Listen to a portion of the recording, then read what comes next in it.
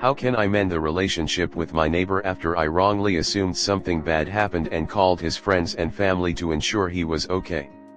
My neighbor, who we'll call Mike, is a pretty good friend of mine. He lives on my floor and we'll hang out a few times a week/weekend. This weekend I noticed some odd behavior and I made a few wrong judgments that really upset him. Here is what happened. On Friday, Mike was getting home from work as I was heading to the grocery store.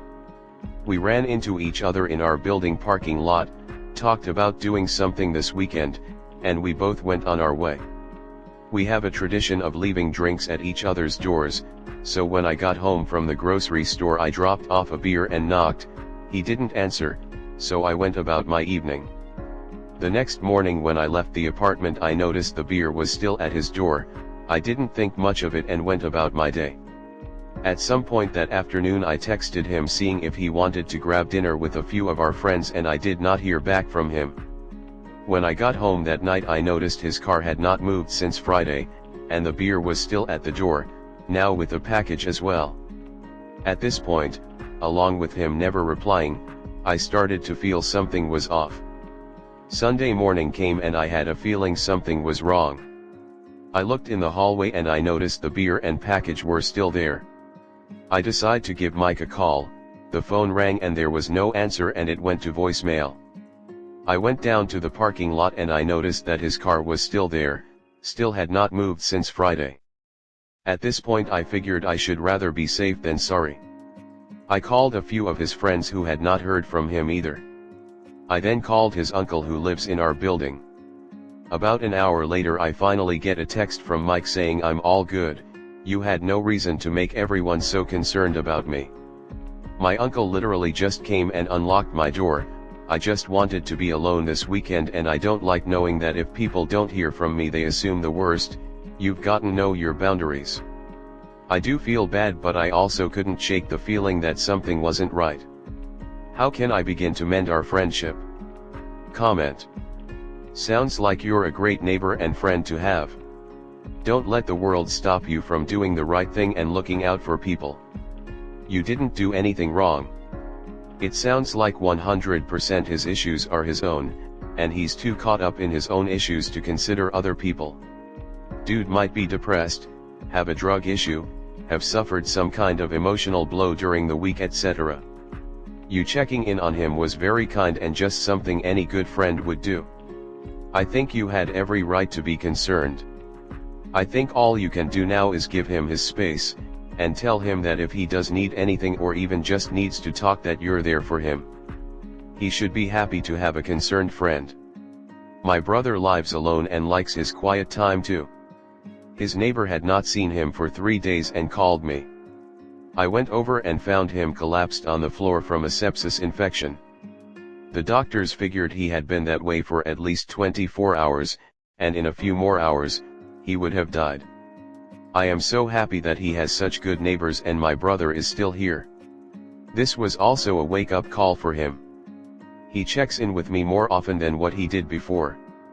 I'm so glad that you are that caring.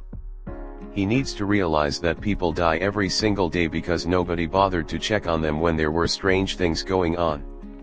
This certainly qualifies as strange. Many people have been saved by caring friends/neighbors. You can take ownership of something, and acknowledge someone else's boundaries/feelings without apologizing. A simple "I just wanna be alone" would have avoided all this. I've been in the friends situation before, and had friends reach out to me to make sure I was good, and after the second or third text I would let them know I'm good and want to be left alone.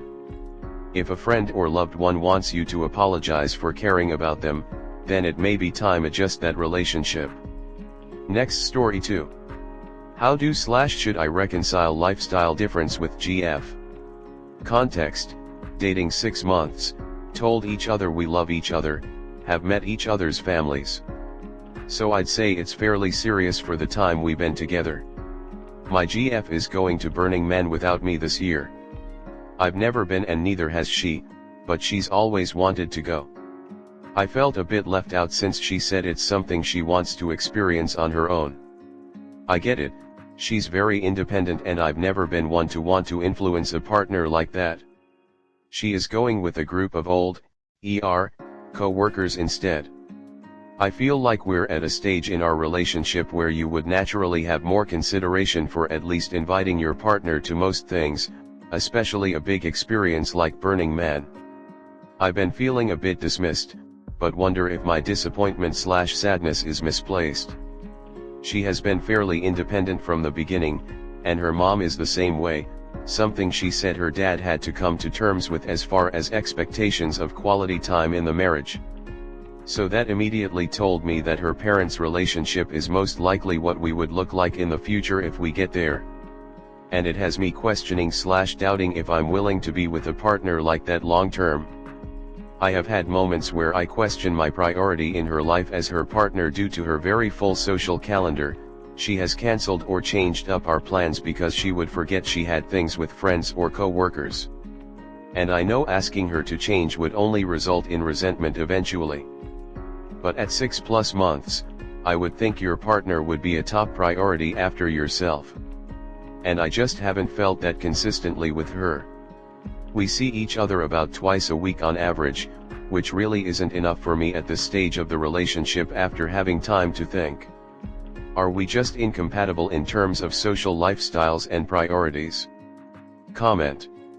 I would encourage you to have this conversation with her, especially if you're considering breaking up.